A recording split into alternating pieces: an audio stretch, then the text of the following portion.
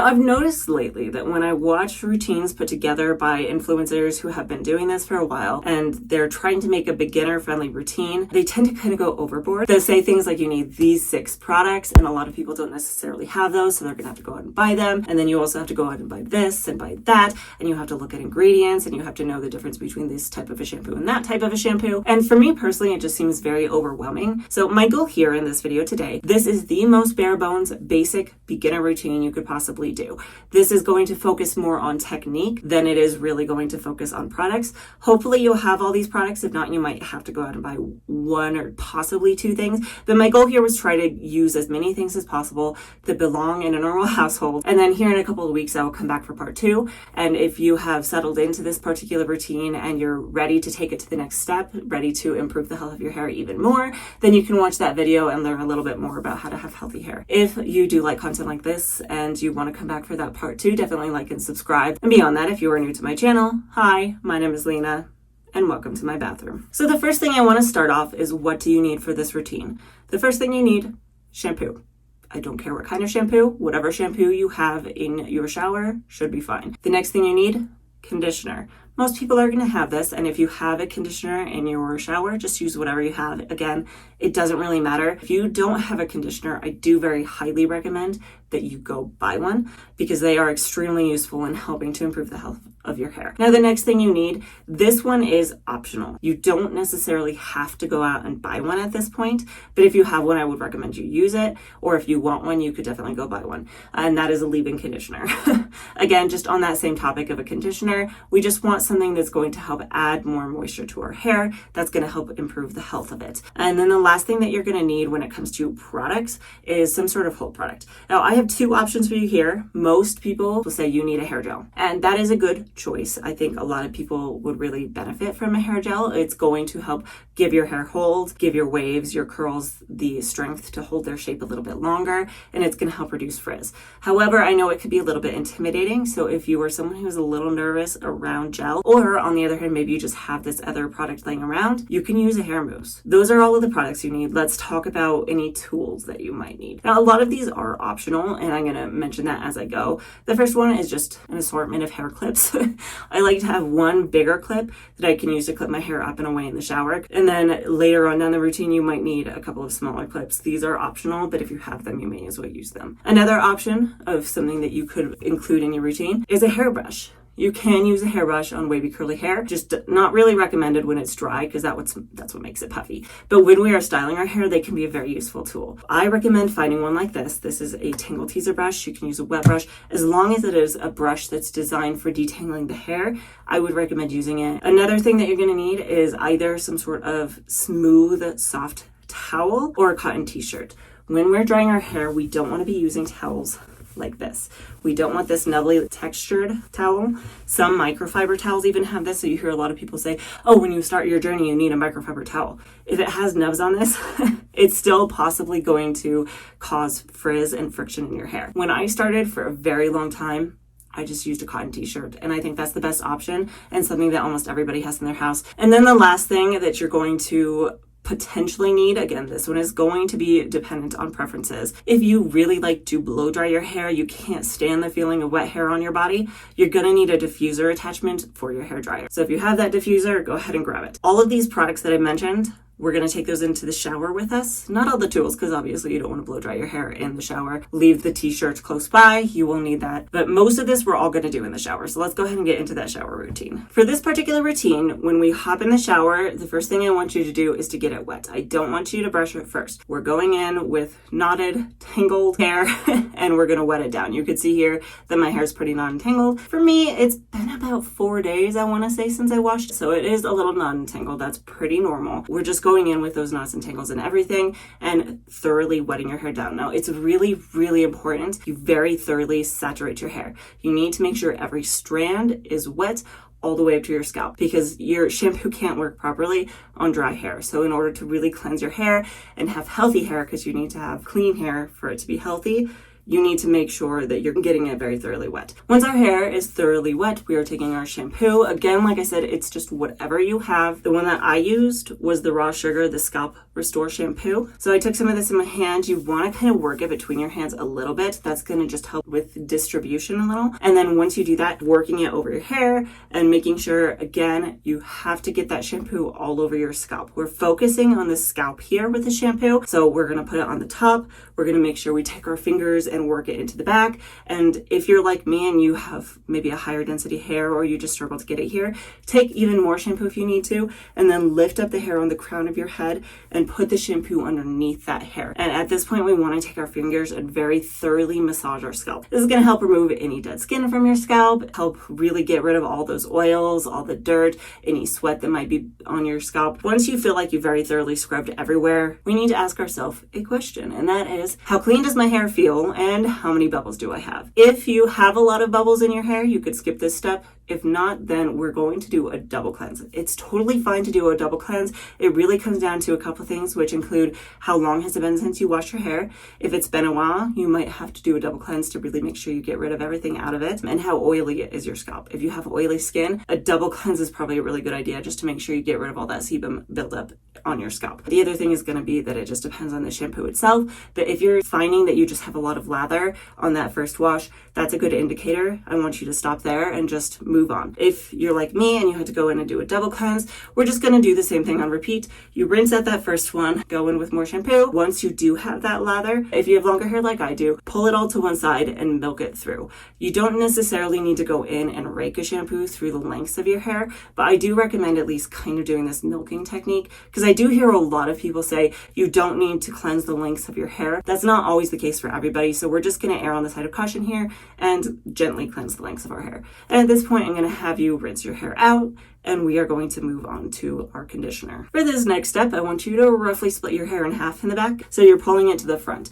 and then we're gonna go in with our conditioner. At this point, we are using our conditioner to actually detangle our hair. The one that I chose is just the pairing to the shampoo that I have right now, which is the Raw Sugar, the Scalp Restore conditioner. Any conditioner works. You do not have to use this particular shampoo and conditioner set, just use whatever you have. So I took some of this in my hand, and the first thing that I want you to do, kind of generally glaze it over the top of that entire half of your head. At this point, we are not going in with our fingers yet, just kind of over the surface area. And once you've gotten the general surface area of that half, then you're going to go in smaller sections and do the same thing. So we're just kind of pushing it into the hair. You can use your fingers and kind of squeeze and push it down, go all the way through that half of your head. Once you've gotten this really thoroughly in and kind of feel like things are loosening up a little bit, now we can start detangling. But keep in mind, we never want to go in at the very top and drag our hands down. That's going to cause a lot of breakage. Breakage causes damage, and damage reduces the health of your hair. If your hair is damaged and not healthy, it's not really going to hold its shape as long or as well. Making sure you go in at the ends, slowly working your way up towards your scalp is really important. Most conditioners will have some sort of slip to them. It's going to help kind of soften your hair and remove those knots and tangles. If you have a knot or a tangle that is particularly stubborn, I recommend focusing on that for a second, really trying to gently pry it apart with your fingers. And if it's even beyond that, you can take more of your conditioner and just focus on that one specific area. You could also try adding a little bit more water to your hair if you're struggling with this, because a little extra water can help sometimes make the conditioner a little more slippery so you can remove those knots and tangles more easily. And if all else fails, try adding more conditioner as well. But we really want to make sure to be as gentle as possible. This should take you at least a minute, if not a couple, depending on how much hair you have and how long it's been since you last detangled it. And we're just doing the same thing on the other side. Once you're done with the first one, it's completely detangled. You go in on the other side, glaze that conditioner over the top, work it in smaller sections by pushing it in, pushing it down, pushing it through, and then going in with your fingers at the very bottom and working your way towards your roots. At this point, you can go in with a detangling brush. You can detangle from the very get-go with a detangling brush if you want to. However, especially if you're in the habit of putting it in at the root and dragging it down, you're more likely to cause damage with a brush. So by doing it with your fingers, you're more likely to be able to feel those knots and tangles and separate them more gently so you don't damage your hair. I like to mainly use a brush at this point to make sure I got everything, because sometimes there's one or two small knots or tangles that I missed with my fingers. And then in addition, it just helps you really spread your conditioner through your hair, so it's covering every single strand. When you are detangling your hair, especially when you're using your fingers, you're going to notice a lot more of the shedding than you would if you used a brush, because when your hair is straight, those strands are all kind of just falling out while you're going about your day. But when we are styling our hair wavy curly, a couple things are happening. One, you're not using a brush on your hair every single night. And two, we're putting additional products in our hair.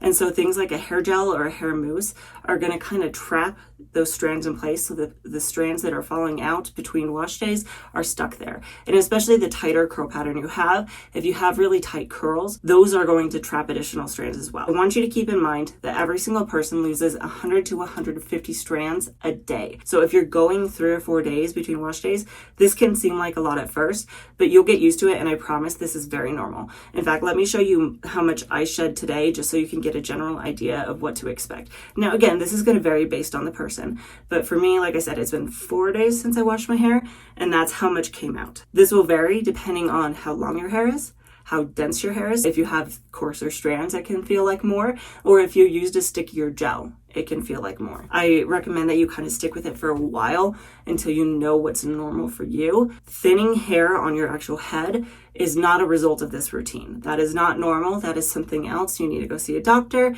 But if you are noticing a lot and it concerns you at first, give it a couple of washes to make sure your hair is not thinning. And then we're going to take that big clip that I mentioned and clip our hair up and away. How long you leave in conditioner in really depends on the conditioner. I would just read the instructions on the bottle. The one I have here just says leave in for a few minutes. I just clipped it up and away, did my other showery things, and then came back to rinse it out. And we want to rinse this out thoroughly.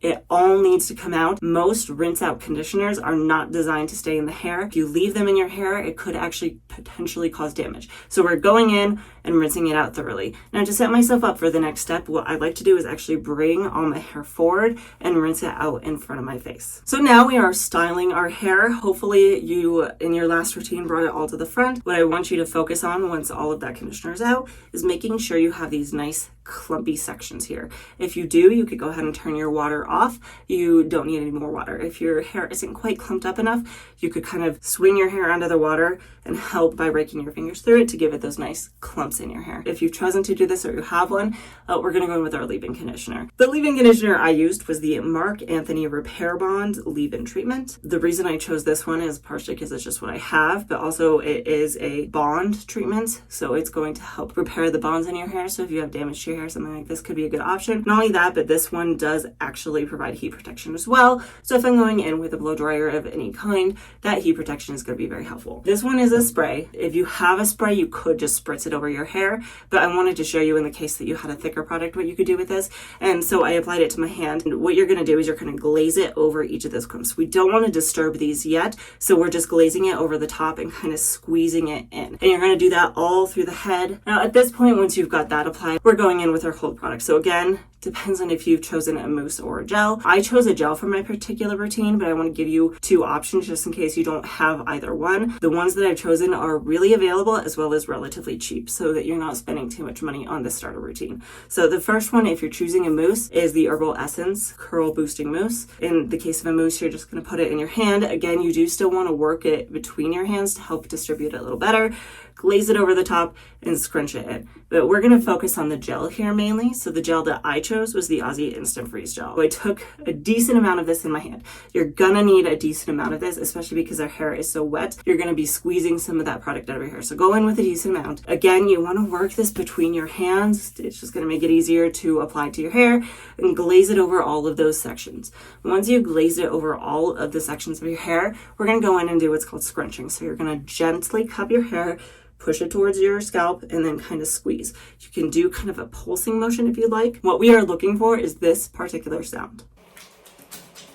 We call that squelching. So that's just a squishing sound that tells us there's enough water in the hair. And that's just going to help keep the frizz down, as well as help clump your strands together a little better. So we're going in all these sections, bringing our hair gently to the scalp and squeezing. You want to make sure that you're doing this very gently. You don't want to go fast and kind of violently because that's going to make your hair frizzy. We're doing this gently. and we're going to go all the way around. And then at this point, once you've gotten all the way around, we're going to flip all of our hair to one side. If you feel like some of it is sticking to your scalp, you can take your fingers and go in at the roots and kind of just shuffle around a little bit. That's going to help unstick it. We're going to take a little bit more gel in our hands. This time we're going in with a little bit less, glazing it over again, and then scrunching it in again. Doing this gently, we're going to go for a couple of times. Then we're going to roll to the other side. Again, if you need to, you can shuffle at the roots to pull it away from your scalp. Take a little bit more gel. We're going in with a little bit less each time, glazing it over the top and scrunching it in. At the very end, I do want you to do the back as well. So we're going to shake all of our hair to the back, take a little bit more gel at this point, the smallest amount, glaze it over kind of the crown area of your head and focus mainly on that, just so we can help get some definition in the back of our head as well. Now, once you're done with your gel, this is where our t-shirt or our towel come in. You're going to take that cotton t-shirt and we're going to use it in a very similar way to what we were just doing. So you're going to cup it up with the towel, with the t-shirt, push it towards your roots, and then kind of squeeze. This is what we call micro plopping. I don't know why, that's just what we call it. But what this is doing is it's just helping to squeeze any extra water out of your hair. So whenever we move on to whatever drying method you prefer, it's not going to take forever. Because that's the thing about gels and mousses and other hair products. They do make your hair retain moisture, which is a good thing because it's going to make it healthier. However, it also makes it take longer to dry. So removing as much moisture as possible is a good thing. So we go in here, you do it to one side, flip your hair to the other and do it to the other. We're just making sure we get as much moisture out as possible before moving on to drying. Finally, we're finishing this off by drying our hair. Now, like I said, you have two options here. You could decide to air dry. I did this for a very long time. Things you want to keep in mind when you do air dry your hair, it's at its most vulnerable state when it's wet. If it's wet and you touch it, you're going to cause frizz, you're going to separate those clumps. So try to avoid touching it as much as possible. You can still kind of gently swing your hair from side to side. That's going to help kind of create more movement in it while it's drying. You may want to avoid going outside too much while it's wet, because if it's even slightly breezy, again, that can introduce frizz, it can break apart the clumps and things like that. When I air dry my hair especially, I like to do this, but I would recommend going in with some sort of hair clip. This is just the one I have. Use whatever you have. And we're just going to use this to kind of clip our hair up and away. This is going to do a couple things for you. One, it's going to help with volume just a little bit, especially when you dry your hair. It's going to be flatter and it's going to be more stretched out. The other thing it's going to do, at least for me, is keep you from touching your hair. Because I know personally, if my hair falls in my face, I'm going to be touching it to move it out of the way. So by clipping it back with clips, it's going to just help it dry a little bit better. If you were like me and you prefer to use a blow dryer, you really do need to use a diffuser. The reason is if you go in with just your bare hair dryer, it's going to blow your hair around a lot. And that blowing around is going to cause a lot of frizz, break apart those clumps, and all those kind of things. So to get the best results, you want a diffuser. What a diffuser is doing is, one, it's helping to reduce the amount of airflow, so you're not getting as much blowing around, things like that. Another thing is, if you choose to use it this way, when we're cupping our hair with it, it's going to help your waves or your curls shrink up a little bit more. So if you are someone who wants more shrinkage, you want your curls a little tighter, your waves a little tighter, diffuser is a really good option, especially if you're using it with a little bit of heat. So how do we go about this? The way that I do this is I'm going to move all of my hair to one side of my head, and I'm going to take my diffuser, do not turn it on yet, cup a section of hair, bring it up to my scalp, and then I'm going to turn it on. The speed and the heat are going to be dependent on your dryer, and they're going to be dependent on your diffuser. The speed is going to be determined by if it's moving your hair around. For mine, I can turn mine on to high speed because between the dryer and the diffuser, this doesn't move my hair around. But for some people, that high speed, depending on your diffuser, might still shuffle your hair a lot, so you may have to go to a lower speed. And then it's the same with heat. Every dryer has a different heat level that it goes to, so you may have to stay on low heat, or you might be able to go on high heat depending on how hot it gets. The thing I want you to keep in mind is if it is hurting your scalp, it's too hot for your hair. What I do with mine, like I said, scoop it up, bring it to my scalp. I turn mine on high speed because this doesn't move my hair around too much. But if yours does, turn it on low speed. So cup up my hair, turn it on high speed, and then I have it typically sitting at the low temperature. And then I might flick it onto medium for a couple seconds. As soon as it feels too hot on my scalp, I turn it back down to low. Giving it that kind of back and forth helps dry it quicker because the heat is going to help dry it, is also going to help the texture shrink up just a little bit more. And then I move to the next section, cup that up, do the same thing, turn it on high speed, low heat, low heat, medium heat, move to the next section. The amount of time you want to spend on each section isn't really defined. It's just whatever you want. I think I typically spend somewhere between 20 and 30 seconds per section. And then how many sections you're going to do is also going to be dependent on a couple things: how much hair you have on your head, how long is your hair, and then how big is the bowl on your diffuser. So for me, I do 3 on each side, and then you flip your hair to the other side and do the same thing. You're going to do this back and forth, back and forth. If you are someone who does not want your hair to shrink up as much, or you find that this cupping technique kind of causes a lot of frizz in your hair, you can do what we call hover diffusing. So that's just hovering your diffuser, circling it around on one side, covering all of it, going underneath, going on top, then flipping all your hair to the other side and doing the same thing. Really, you want to diffuse it up until it at least has some sort of kind of crunchiness to it. You don't have to diffuse it all the way if you don't want to, but once you have that gel cast in your hair, that's going to help protect it from getting frizzy and things like that. I personally tend to like to diffuse my hair until it's about 80% dry. With this particular routine, this took me about 12 minutes. My hair did have a cast on it, and then what I do is I take my clips and I do clip it up and away. If you do have this kind of crunchy feeling to your hair, don't be surprised and don't be concerned. This is okay. In fact, it's actually kind of a good thing, because that crispy feeling over your hair means it's actually giving you more hold to your hair, and we will deal with it later on. So at this point, I've clipped my hair up and away, and I'm going to let it finish air drying the rest of the way. Moving into the final step here, what do we do once our hair is 100% dry? So this is when we do something called scrunch out the crunch, or SOTC. So we're removing any crunchiness that might still be in your hair and helping to fluff it up and soften it and make it look really nice and pretty. And the way that we're going to go about this, if your hair is really crunchy, you can follow all of these steps. The first thing you're going to do is what we call praying hands technique. So you're going to smooth your hands, push your hands together, and pull your hair down. Another thing you can do is you can scrunch your hair. Now keep in mind, all of these things we want to do with dry hands. Do not touch your dry hair with wet hands or it's going to cause frizz. So going in with your dry hands, smooth down your hair, and you're going to do this all the way around. And then we can go in with our hands, we can scrunch our hair up like we did when it was wet. You could do it a little bit more vigorously this time, especially if you have a really strong, crunchy cast on your hair. You might have to go in and really scrunch at it a lot. And if that cast is really stubborn, what you can do is actually called clap out the crunch. And so you literally just clap over your hair, and that's going to help break the cast a little bit. And once your hair has gotten really nice and soft and you don't feel like you have much of a cast to it at all, we're going to fluff it. So we're going to take our hands up at the root and shuffle really hard. You can do this pretty vigorously. This is going to help give you more volume to your hair and kind of soften it up even more. So this is what my hair looks like at this point. Now, something that I do want you to keep in mind, your hair may not look like this. In fact, it probably will not look like this if you are just starting your journey. I will make sure to leave a link to my wavy curly hair journey so you can see a lot more of this, but I will also include some pictures here of what my hair looked like when I first started doing this. When you first start doing your hair and trying to encourage the health of it, you're going to go through something called the transition. This is where your hair is doing a couple of things. One, you're helping to improve the health of it. You are also helping to teach it where those clumps go, because if you've been flat ironing it or not really even just styling it much, it might take your hair some time to kind of learn where it needs to sit, learn which clumps it goes into and things like that. It's also going to take you personally time to figure out which kind of products work best for your hair, as well as which technique works best for your hair, how much water needs to be in it, how much product to use. So it's going to take a little bit of a learning curve here. So then the next question that comes around is, how long does the transition period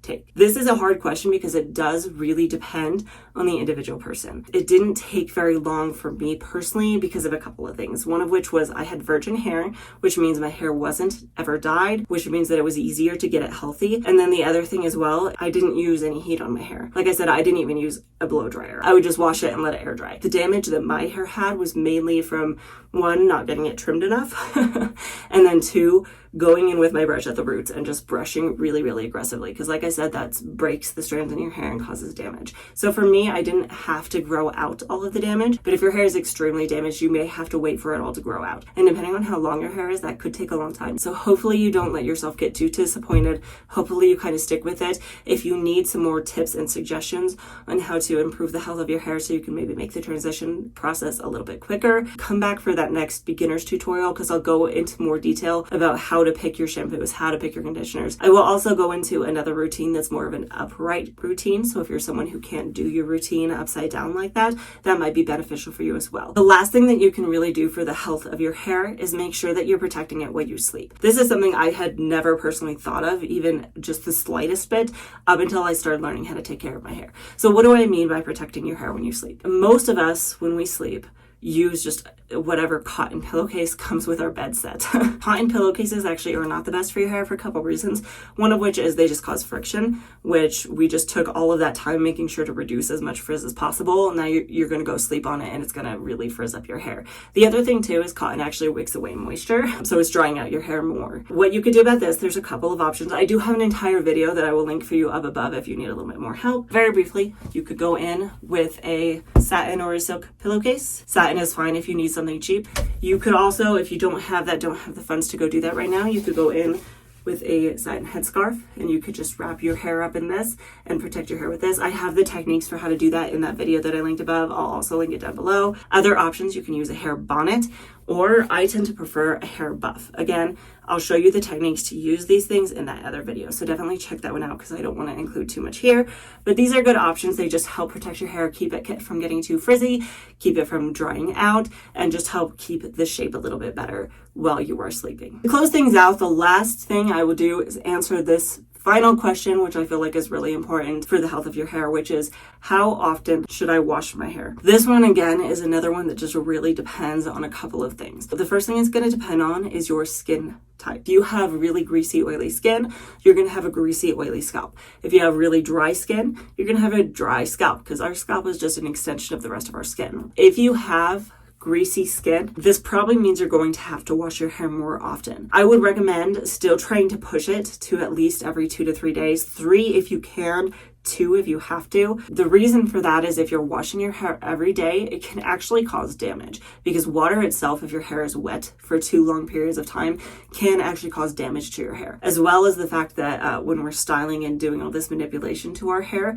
if you're doing it every single day, it can actually cause damage, which is again then going to make that transition period that you're going through even longer. I recommend, like I said, at least trying to get to 3 days. 4 is kind of a really good number for most people. Some people can push their hair to every 7 days. I have really, really dry skin, so I can push it to 7 days without my scalp getting too gross and icky. However, your hair's not going to look good that long. So what I do recommend is just finding a couple hairstyles that are really light and easy on it. Things like clipping it up or using satin or silk scrunchies or things like that. Finding ways to style your hair when it's not at its best can be helpful when you're starting this process especially. But even now, half the week I have my hair up in a hair clip or something. I don't feel like putting in the effort to make it look good 7 days a week.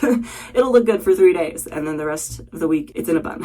And that's totally fine. There's nothing wrong with that. Your hair, even if you choose to wear it wavy curly, does not have to look perfect every single day. You can still put it up in a bun. You can still put it up in a ponytail. That being said, hopefully this video was helpful to you. If you liked it, definitely give me a like and subscribe, especially if you want to see that part 2, where, like I said, I'm going to go into a lot more details. If you have any specific questions I did not answer in this video that you have, drop them down in the comments below. I'm happy to answer any questions. I really love helping as many people as possible. And if it's a really good question, I'll actually even include it in my next video as well. Definitely stick around, subscribe if you want to see that. Hopefully, I will see you next time.